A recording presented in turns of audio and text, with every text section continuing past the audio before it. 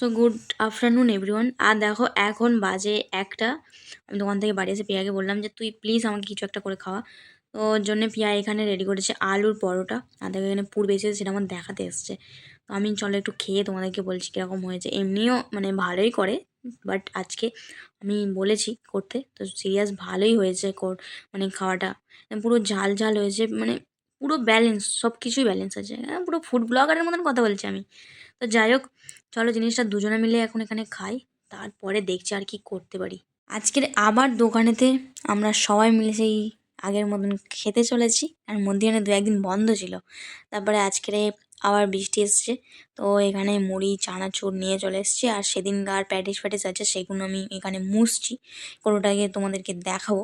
কারণ এই এত পরিমাণে ধুলো না এখানে, যে আমি বলে বোঝাতে পারবো না, প্রচণ্ড হারে ধুলো। যার জন্যে মানে কি বলবো, প্রত্যেকটা জিনিস কোটোয় রাখার পরেও না কোটোর উপরে এক পুরো করে পুরো ধুলো পড়ে যায়। আর এখানে আছে 3-4টে, জানি না সবাই, তবে ভেঙে ভেঙে সবাই মিলে খেয়ে নেবো। আর এখন সঞ্চয়িতা গেছে চা আনতে, ওর ডিপার্টমেন্ট তো ওটাই থাকে, প্রত্যেকটা দিন ও চা নিয়ে আসে, মানে প্রত্যেকটা দিন না প্রত্যেকটা বার। আর আমরা এটা, আর এই হচ্ছে ঢুলি, ও একদম সেই লেভেলের। আর দেখো বৃষ্টি চলে এসছে, বৃষ্টি আজকে অনেক দিন পরে এসছে, মানে প্রায় 3-4 মাস পরে আবার ফের এসছে। তো এখানে সঞ্চিতা পুরো একদম মুড়ি মাখানোর জন্যে পেঁয়াজ, তারপর টমেটো আর লঙ্কা কেটে নিয়ে এসছে, আর তেল নিয়ে এসছে, থালা নিয়ে এসছে, পুরো এখানে সেই লেভেলের আজকে মুড়ি মাখা হবে। আর এখানে মাখাও শেষ, আর আমরা সবাই মিলে দেখো খেতেও বসে গেছি। পুরো চা আর মুড়ি চানাচুর সেই লেভেল হয়ে গেছে পুরো। আর এখানে তো মানে বুঝতেই পারছো সবাই মিলে একসাথে থাকলে কীরকম মজাটা হয়, সবাই মিলে।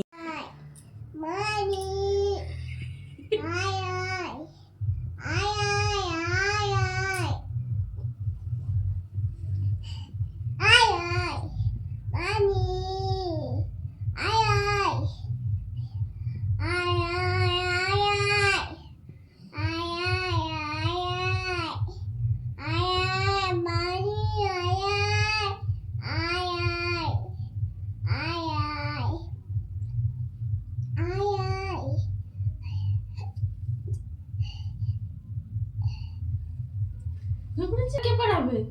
তোমার ঘুমটা কে পারাবে? তুমি একা একা ঘুমাও তাহলে? শিখতে হবে না। এসো এসো, এই তো নে। একটু করুক না।